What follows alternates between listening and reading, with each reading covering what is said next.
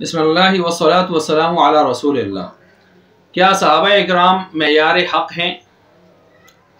तो इस हवाले से ये अजीब व गरीब किस्म के सवालात उठाए जाते हैं कि सहाबा माज़अल्लाह मेयार हक़ नहीं है और हमने सिर्फ़ अल्लाह और उसके रसूल की इत्तिबा करनी है। हमारे लिए मेयार सिर्फ़ आप अलैहिस्सलातु वस्सलाम की ज़िंदगी है, बाकी कोई भी मासूम नहीं है और मासूम अनिल ख़ता नहीं है। बड़े बड़ों से गलतियाँ हो सकती हैं, तनक़ीद से बालातर नहीं है, वगैरह वगैरह। इस तरह के लोगों ने अपने दस्तूर और मंशूर बनाए हुए हैं और इसी पर वो चल रहे हैं। अब मसला ये है कि सहाबा इकराम आम उम्मत की तरह नहीं है। अल्लाह ताला ने अगरचे अंबिया के बाद इनको रुतबा दिया है, पैगम्बरों के बाद, लेकिन बाकी सारी उम्मत पर ये बुलंद है। और अल्लाह ताला ने आप अलैहिस्सलातु वस्सलाम से बराह रास्त सोबत याफ्ता और फैज़ याफ्ता होने की वजह से इनको बहुत ज़्यादा इम्तियाज़ी खुसूसियात से नवाजा है। अब सबका अहाता मुमकिन नहीं है, मैं बस सिर्फ चंद मिसालें देकर बात को ख़त्म करूँगा। सवाल मुख्तसर मसला बात यह है कि सहाबा इकराम मेयार हक़ हैं। मेयार हक़ ईमान में भी हैं और आमाल में भी हैं। मसलन कुरान करीम की आयत पहले पारे की आमिनु कमा आमन अन्नास, ईमान लाओ, ईमान उन लोगों की तरह ऐसे ईमान लाओ ऐसे जैसे कि वो लोग ईमान लाए। वो लोग कौन है जो ईमान लाए? सहाबा। तो ईमान में सहाबा की तरह हमें ईमान लाने की तरगीब और हुक्म दिया जा रहा है। अगरचे सहाबा की तरह ईमान क़यामत तक कोई नहीं ला सकता उस पैमाने पे, उस नेज और उस दर्जे पर, लेकिन नकल उन्हीं की करनी है ईमान लाने में। इसी तरह इसी पारे के अखीर में फ़इन आमनू बिमिस्लि मा आमनतुम बिही फ़क़द इहतदऊ, अगर सहाबा जैसा ईमान लाओगे उनकी तर्ज पर तो तुम कामयाब हो जाओगे, यानी हिदायत को पालोगे। फ़क़द इहतदऊ। ये देखें ईमान के हवाले से मेयार हक़ है।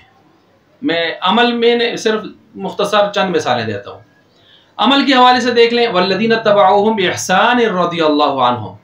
अल्लाह ताला ने वस्साबिक़ूनल अव्वलूना मिनल मुहाजिरीन वल अंसार 11वें पारे के अंदर अल्लाह ताला ने मुहाजिरीन साबिक़ीन अव्वलीन का भी जिक्र किया और अंसार मदीना का भी जिक्र किया, मुहाजिरीन मक्का का भी जिक्र किया। फिर अल्लाह ताला ने क़यामत तक आने वाले जितने भी मुत्तबिईन उनके इत्तिबा करने वाले होंगे एहसान के साथ, उसूल के साथ और सुन्नत तरीके पर इत्तिबा करने वाले होंगे, इन तीनों तबकों को अल्लाह ताला ने फरमाया रज़ियल्लाहु अन्हुम व रदू अन। ये देखें अमल में इत्तिबा, सहाबा की इत्तिबा करते हुए जो चलेंगे। इत्तबाऊहुम, इन दो पहले तबके यानी मुहाजिरीन मक्का और अंसार मदीना सहाबा की इत्तिबा करते हुए जो चलेंगे, उनके लिए भी अल्लाह ताला ने अपनी रज़ा का ऐलान किया है, सर्टिफिकेट दिया है अमल में इत्तिबा। इसी तरह अलैकुम बिसुन्नती व सुन्नतिल खुलफाए राशिदीन अल महदीयीन, तुम पर मेरी और 4 खुलफा की सुन्नत लाजिम है, तो ये भी अमल में है। इसी तरह अस्हाबी का नजूम फबिअय्यिहिम इक़्तदैतुम इह्तदैतुम, बिअय्यिहिम इक़्तदैतुम इह्तदैतुम, ये जो है हर सहाबी के हवाले से जो है बताया जा रहा है कि उसकी पैरवी इंसान को हिदायत उसमें जो है पालेगा। इसी तरह ईमान और अमाल दोनों में सहाबा जहाँ जाते थे कूनू मिसलना, हम जैसे हो जाओ। और इसी तरह मा अना अलैहि व अस्हाबी, 73 फ़िरक़ों में से जो फ़िरका नाजिया और जन्नत में जाने वाला होगा वो होगा कि जिसकी पहचान ये है कि आप अलैहिस्सलाम ने फरमाया जिस राह पर मैं और मेरे सहाबा हैं उस पर हो। तो ये ईमान के हवाले से भी और अमाल के हवाले से भी। तरक्तु फ़ीकुम अमरैन, मैं तुम्हें 2 चीज़ें छोड़ के जा रहा हूँ। तो किताबुल्लाह और सुन्नती एक रिवायत में, और एक रिवायत में इतरती अहले बैत। तो अब अहले बैत याद रखें, अहले बैत कोई सहाबा से अलग थलग कोई पोर्शन नहीं है, सहाबा ही अहले बैत में आ रहे हैं। मसलन आप अलैहिस्सलाम की बीवियां अहले बैत में हैं तो पहले सहाबियात हैं। फातिमा, अली रज़ियल्लाहु तआला अन्हुमा वला हज़रात, हज़रत हसन हुसैन रज़ियल्लाहु तआला अन्हुमा, ये हज़रात अगर अहले बैत में हैं तो पहले क्या हैं? सहाबी भी हैं। तो हमने जब अलग 2 पोर्शन बनाए ना, अहले बैत का पोर्शन और सहाबा का, तो सहाबा हवाले कर दिए किसी सुन्नियों के और दूसरे उन्होंने अपनी तरफ जो है एक तरीके से मंसूब करने शुरू कर दिया, हालांकि दोनों सुन्नियों के मुसलमानों के हैं अल्हम्दुलिल्लाह, और दोनों ही असल में सहाबा की फहरिस्त में हैं और एक इजाफी ग्रेड अल्लाह ताला ने उनको एजाज़ दिया अहले बैत का। ये इस तरह बात को इस तरह लेना चाहिए।